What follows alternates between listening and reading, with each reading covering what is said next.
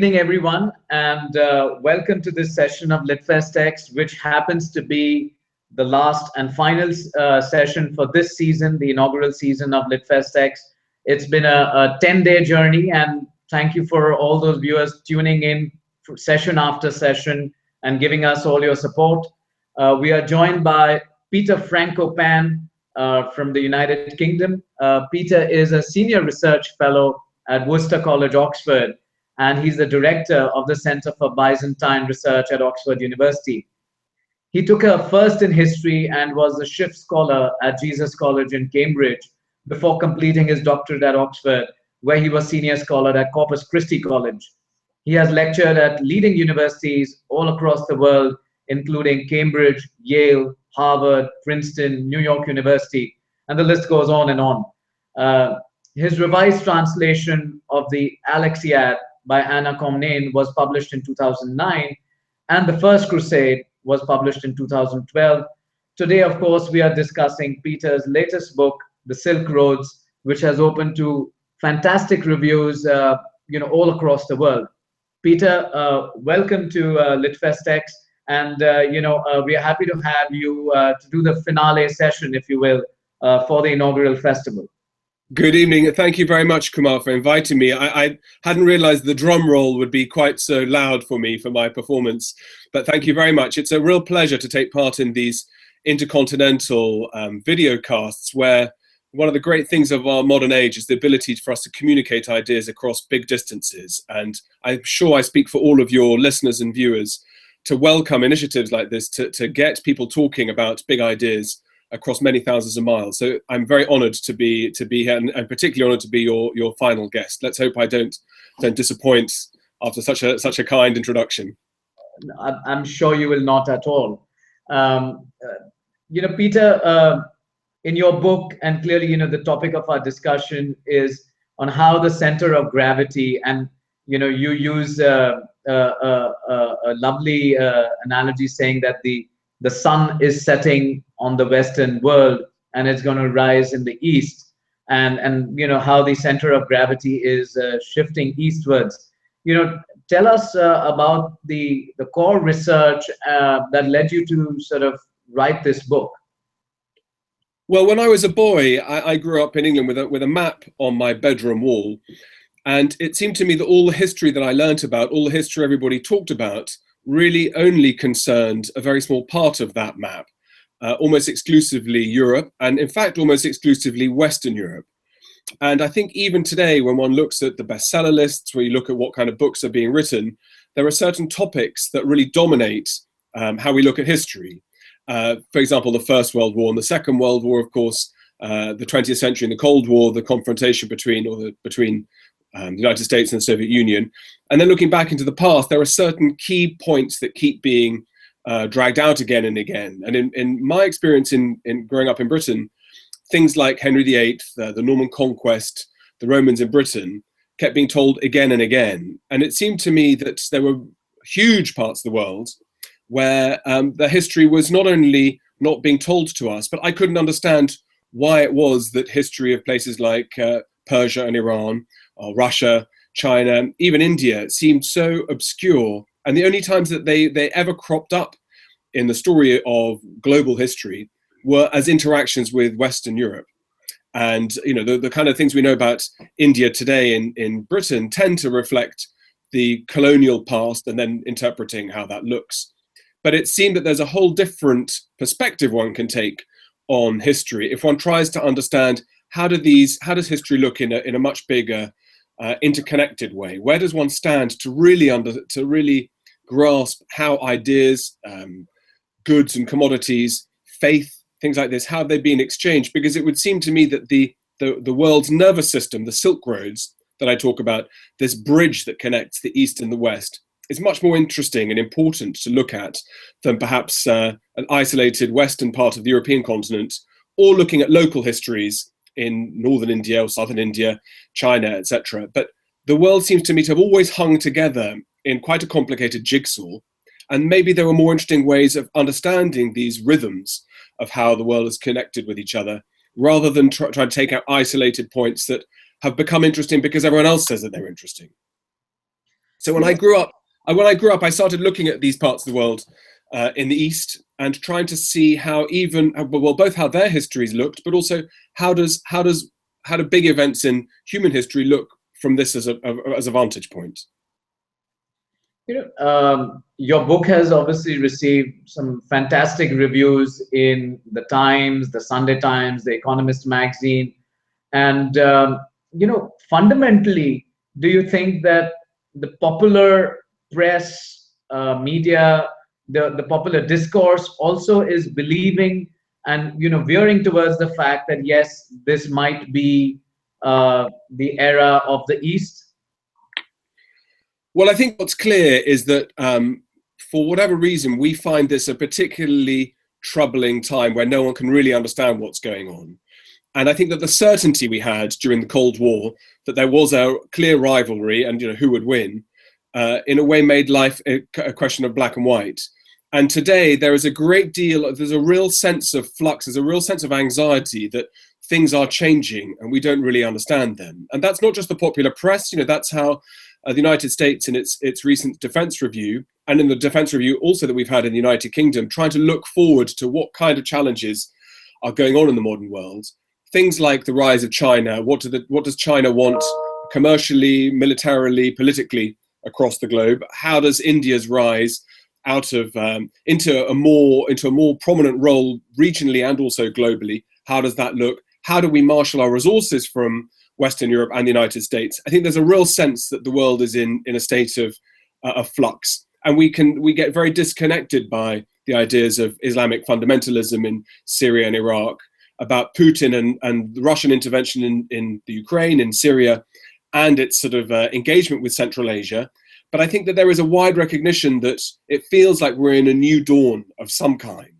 And that I think is one of the reasons why Silk Road has touched so many nerves, because there is a sense that in the book, as I tell the story, that this kind of massive change of the center of gravity of the world is not that unusual. There were moments in the past where all sorts of cultures and civilizations have been dominant and have slipped out of the way. There's no guarantee because you've had a good past that future is set for you. So I think that there is a real sense, and I must say, even in China, the reason why my book has been also so devoured by the Chinese press there is because even China's trying to make sense of what comes next. It feels that all the pieces on the board are being moved around and no one quite knows how we're going to end up. So what the book doesn't do is try and guess the future. I'm a historian, so I'm more comfortable looking at the past, looking at evidence and data, than shaking the bones and guessing what might happen, looking at the tea leaves. But I think it's fair to say that history does teach that these big patterns, these big movements of people, the births of ideas, tend to happen at points where there is much more to play for. And in the world we live in today, that discussion about, well, why is it that so many of the states that are emerging are not democratic, not particularly tolerant, not necessarily respectful of human rights in the way that we understand them in the West, that the journey and the velocity of that journey of other countries is slightly different to ours. And I think that, as an economic historian, looking at where resources are, who controls commodities, these big global connections between major political powers, it looks that it's a world that we're finding hard to understand. And I think there's a real sense of that in Washington, in the United States, where there's a series of unconnected problems of the South China Sea, the Ukraine, Syria and Iraq, Afghanistan, the Persian Gulf, and so on. And in fact, there is a way in which I think all of these are much more connected than we recognize. Peter, in the book, you have obviously covered a lot of the movement of religion along the Silk Roads, and tell us a little bit about that, and which religions did you discover to be more compelling and why? Well, I think the history of these religions is, in the first instance, quite interesting. Why is it that the sort of cauldron where all ideas spring from and run into each other is in quite a small area, sort of more or less in the center of Asia, sort of around about where modern Iran and Iraq is? That Christianity and Judaism, of course, born in Palestine, in Israel. The Hinduism from the north of India comes into contact with Zoroastrianism, Buddhism, and so on, all in this sort of this center, this global center of axis where ideas compete with each other, they borrow from each other. You know, Buddhism adapts itself in the face of competition from ancient Greek religions brought by Alexander the Great and his successors. And these ideas, these religious ideas are very important because everybody, by and large, is trying to work out what the meaning of life is. And when we're trying to relate to the divine, it's important that we get these ideas right. But religions are quite good at borrowing from each other. And even things like the halo, the sort of what we have in the epitome of Christian art to show somebody's sanctity or sainthood, is a visual image that is instantly recognizable in the Hindu tradition for Zoroastrians and for Buddhists as well. The halo around the head to show that someone has a specific connection with the divine is something that we've learned from each other. But the way which we understand religions today is, I think, a bit off center. So, you know, Christianity that spread so fast eastwards that in fact it's more of an Asian religion than it is a European one. It just happens that circumstance changed how we look at that past. But, you know, there was an archbishop in China before there was one in Great Britain. You know, and there was an archbishop in China 1,000 years before the first Christians reached the Americas. So even understanding where religions have been, where their imprints are, what legacy they've left behind.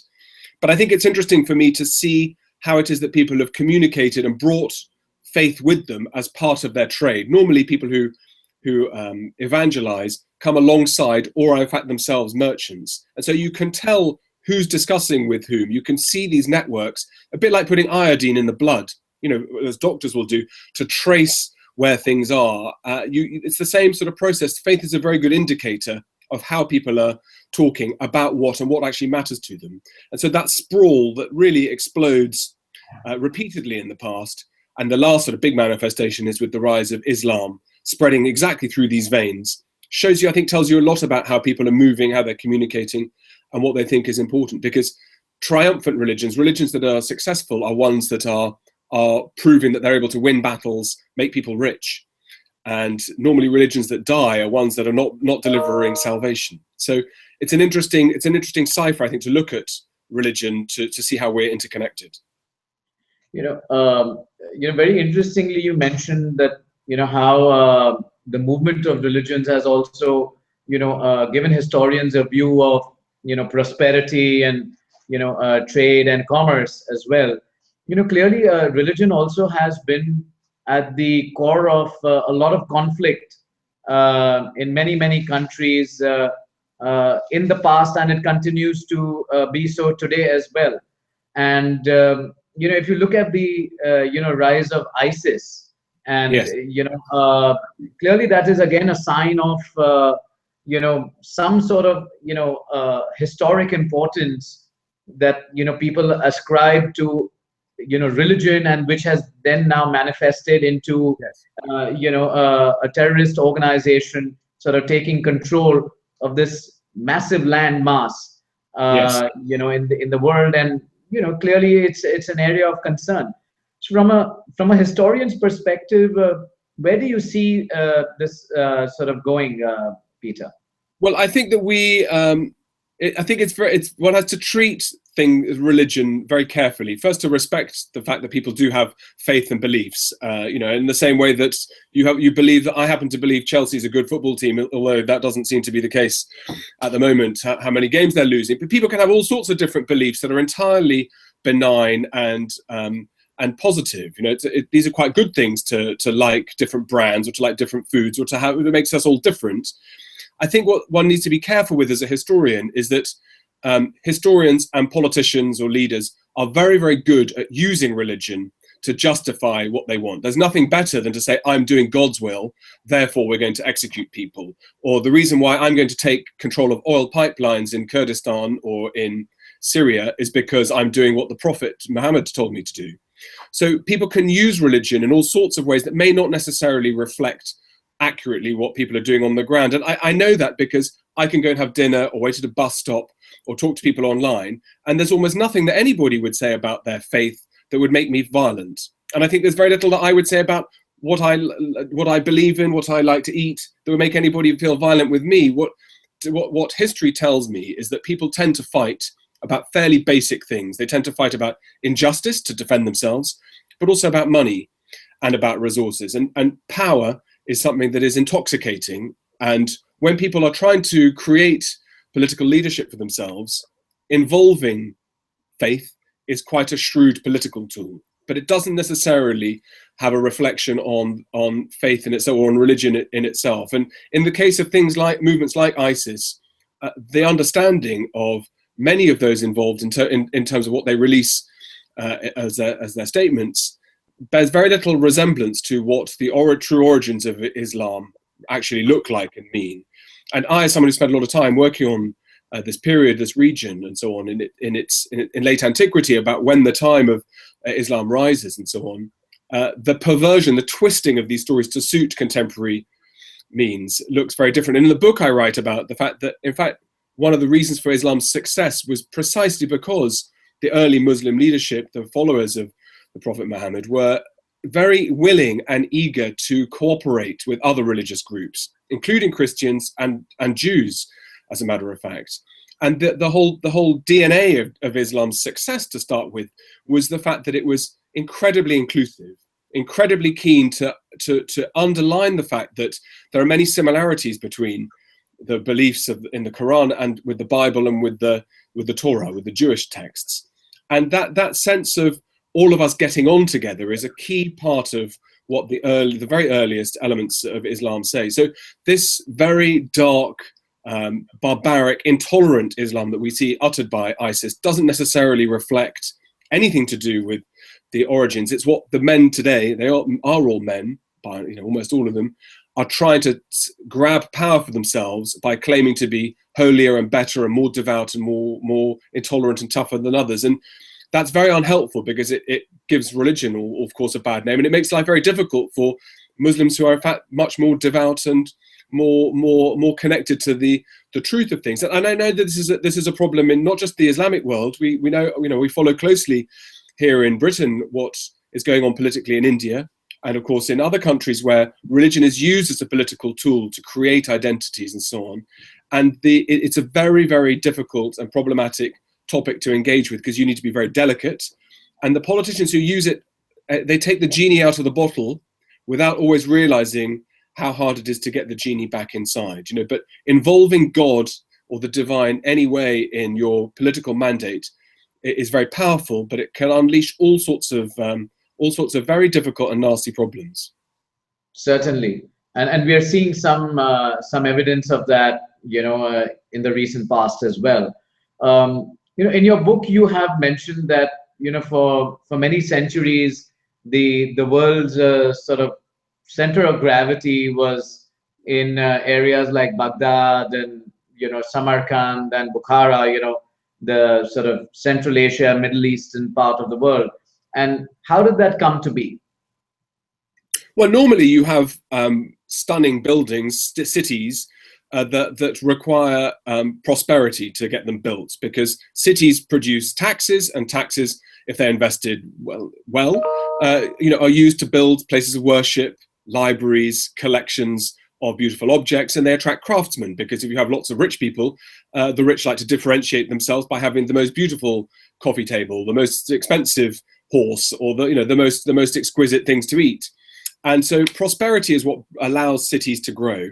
And prosperity is driven by the velocity of interaction between people. The more people exchange with each other, the greater contact they have, the more ideas they introduce to each other, and the greater levels of wealth. And one of the reasons why cities like Samarkand or Balkh or Baghdad flourished was because in due course they also became home to schools of scholars who produced works on mathematics, on optics, on the sciences, on trigonometry, as well as poetry, music, and architecture, and so on. And so these cities flourished because they were part of a network of communication and of exchange, where the willingness of patrons to fund scholars and artists and so on allowed works of exquisite beauty to be built. And these cities flourished for many, many centuries, for 1,000 years. What changed, I think, was that when the Americas were discovered, that sudden unlocking of silver, particularly silver from South and Central America back into Western Europe, suddenly gave spending power to the Western Europeans. the Spanish and the Portuguese to start with, then the Dutch and the British. And that was spent by buying huge quantities of materials from places like India, the Gulf, and China. And that money that suddenly came into India allowed the great flourishing of what we think of today of Mughal India, the great jewels of the cities like Jaipur, Jaisalmer, even New Delhi, or even Delhi rather, which was built up to connect northern India into this central network of Silk Roads, where the amount of wealth suddenly gave to a massive redistribution. And where that changed was that those who came originally as traders very soon became more established as trading partners and then as colonizers, where protecting your trading position meant you wanted access to the best possible goods at the best possible price, or ideally at no price whatsoever. So that changed, and in a way, I sit in a university today in Oxford that owes part of its success to the fact that the rich patrons and wealth in the world had relocated from the heart of Asia into places like here, where we've been, the colleges in Oxford, as you know, Kumar, having studied here as well yourself, these exquisitely beautiful buildings were made possible by donors who had made lots of money through trade and business, who gave something back to their communities. So there is that shift of where power and money lies. And I think in Europe today, as our resources shrink, and we see that's why some countries in Europe are literally building barbed wire to keep people out of our country. We have a real sense that Europe is contracting. We can't keep more people in here. It's clear to me that other parts of the world that are starting to flourish are becoming much more interested in scholarship, much more comfortable in their own skin about how to manage as prosperous societies. And I think centers of learning are starting to flourish and grow and compete, and in due course, I suspect will overpass some of the great institutions in Europe and possibly the States as well. So that rhythm of change is not unusual, because after all, there was a moment where Samarkand, Balkh, Herat, places that today I think seem to most people rather exotic and possibly slightly backward, in fact, were the jewels of the global intellectual and cultural world. Shifting gears a little, towards the future. I know you mentioned you're a historian and you don't want to sort of, predict the future in any way.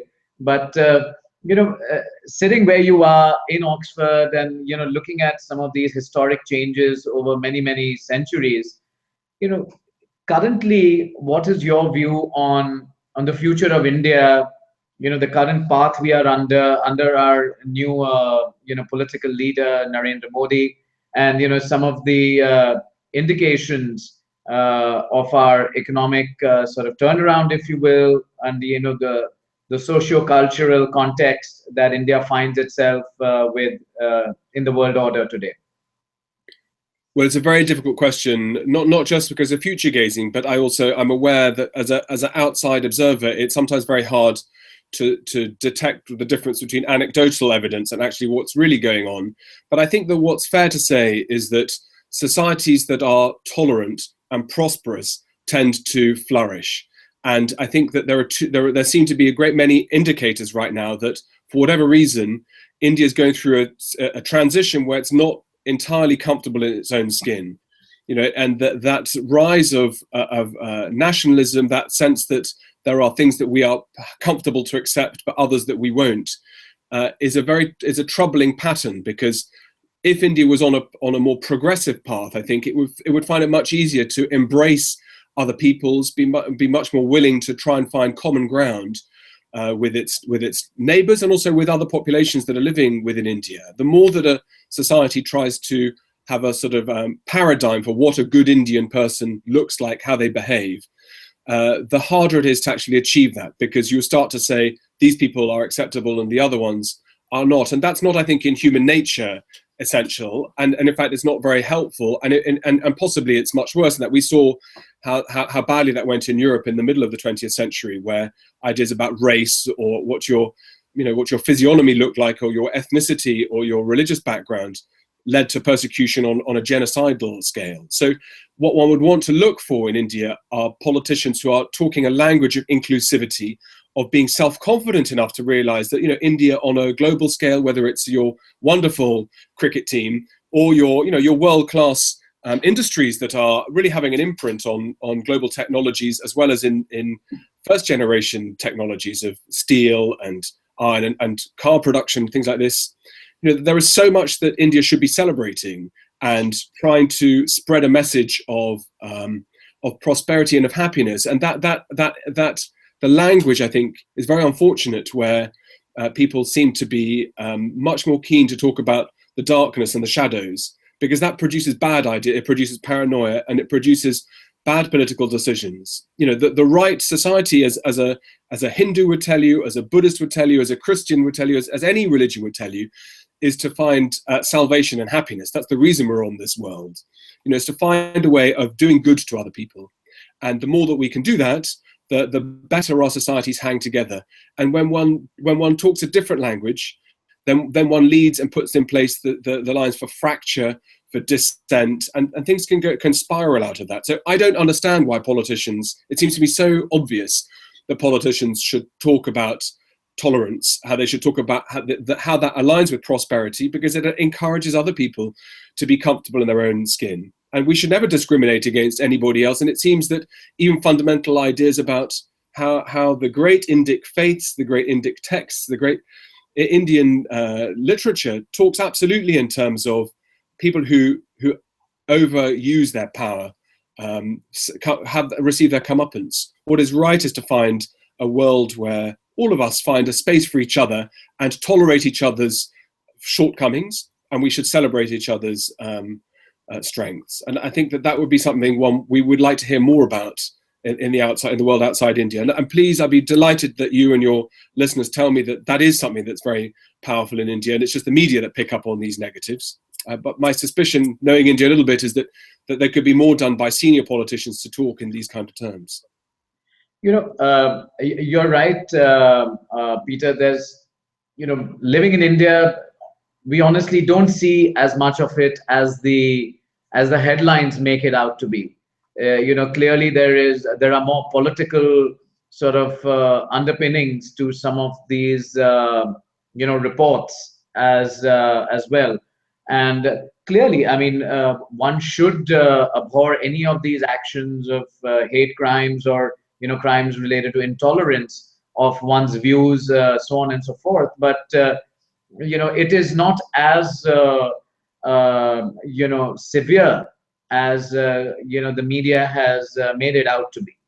I'm sure that's right. But they are but talking in black and white is how you win votes in democratic societies, and we have a real struggle with that here in Britain too today, and in Europe, where the mantra of isolationism, of excluding ourselves from the European Union, of how to keep foreigners out, is something that's easily understandable and seems to strike a chord with a lot of people in our society, and you win votes that way. And the politician, of course, has the big problem in democratic systems, is that you need to be re-elected every 4 years or 5 years in the case of Britain. And if that's how you get elected, maybe that's how you need to talk to win these votes. So that the illusion between politicians, the media, the voting public, and so on it's difficult to get that right. And it's not about blaming people. And I'm aware people report things today in the press the same way that they did 1,000 years ago about the Crusades, or 2,000 years ago about interaction with your neighbors. But I think it's important for countries like China, Russia, the Middle East, places where the future it looks golden to me. It looks like there are many opportunities for these kinds of countries to emerge and take leadership roles in global politics. That the first thing that all of these different societies need to do is to focus on their human rights, to try to understand that no one in the West is saying that you should be like us. We have all our own sins and faults that have led us to understand how to get to our future, how to our present day today.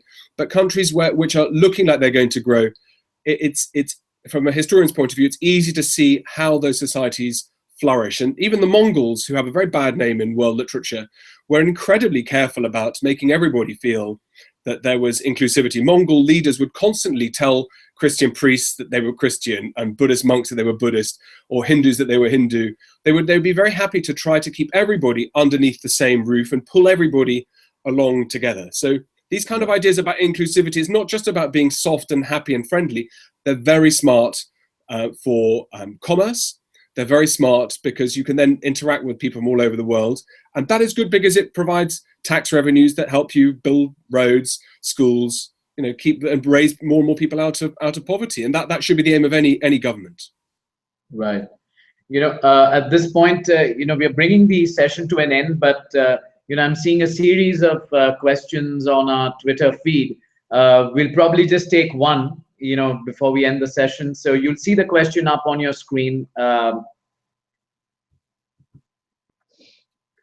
And it says, how far has the human race progressed on social, political, economic fronts? And can we take this as a victory? Gosh, what a very profound question. I'm extremely positive about, I think there are two ways one can look at our fellow human beings. One is that we are a curious species that asks questions, is able to celebrate beautiful things, and is incredibly inquisitive.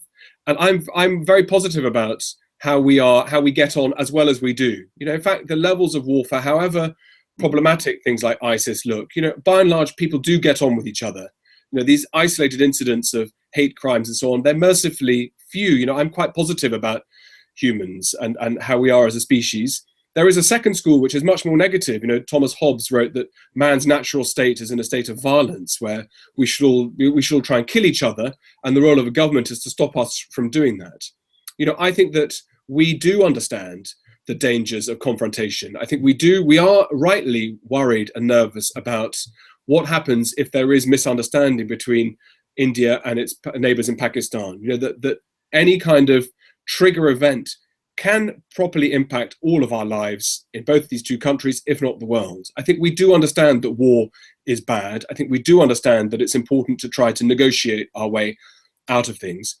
Having said that, when I look at the interventions that the West made and the United States made in Iraq and Afghanistan, that Russia's made in the Ukraine, it doesn't fill me with enormous optimism that these lessons haven't been fully digested, or that there are other scores to be settled. But on balance, I'm very positive about humans, because about mankind, humankind, because all I need to do is put on my Spotify account or listen to some classical music or to some beautiful Lata Mangeshkar, my favorite Indian singer, to tell me that if we are capable of producing such beauty in music and with the visual images of being able to come up with different foodstuffs that we eat that excite us all after we finish our session today, I'm sure you'll be having a delicious meal, as I'm sure I will be to my children. That we can celebrate these beautiful things, and the fact that we are constantly creating, constantly innovating, is something which is a really wonderful thing about us as a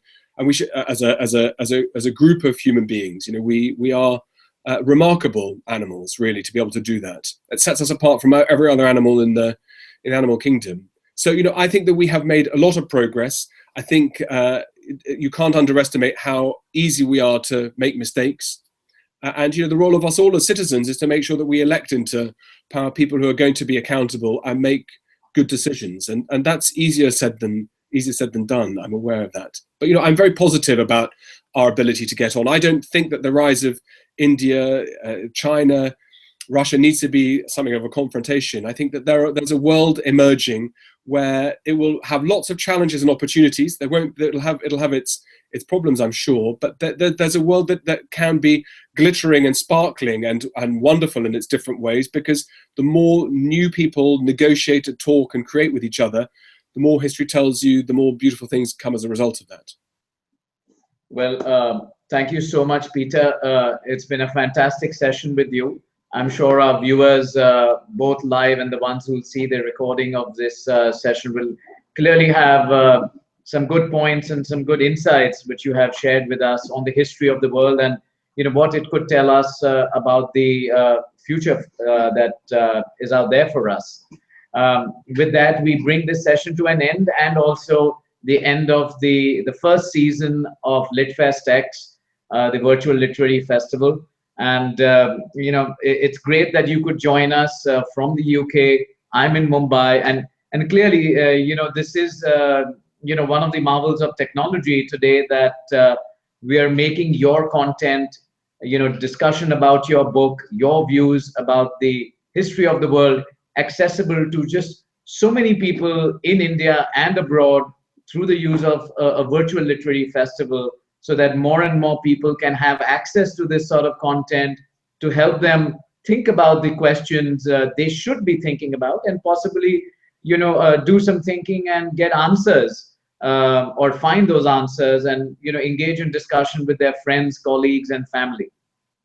Well, there, I think, is the theme of my book, Kumar, really. The interaction between people across large distances, the idea that ideas get shared, get explored, get made accessible to everybody is the ultimate form, I think, also of democracy. The fact that after this session and even beyond, people will tweet questions and so on. I think it's incredible that wherever you are in the world, that you are able to access it, because it doesn't give the priesthood too much power. That's the key, because people can engage and ask questions, and you don't just have a figure at the top who dispenses wisdom. I think this idea that we are collective and so on is just terrific. So I really congratulate you and all your team on this initiative and on this festival. And we could have done this 500 years ago, but it would have taken years. You'd have asked me a question, it would take me 6 months to reach me. I'd have replied, and it would have been less exciting than talking to you live. So thank you very much, Kumar, for having me and for this session. Thank you so much, Peter, and wish you all the best with your new book, Silk Roads. Thank you very much. Thank you. Bye-bye.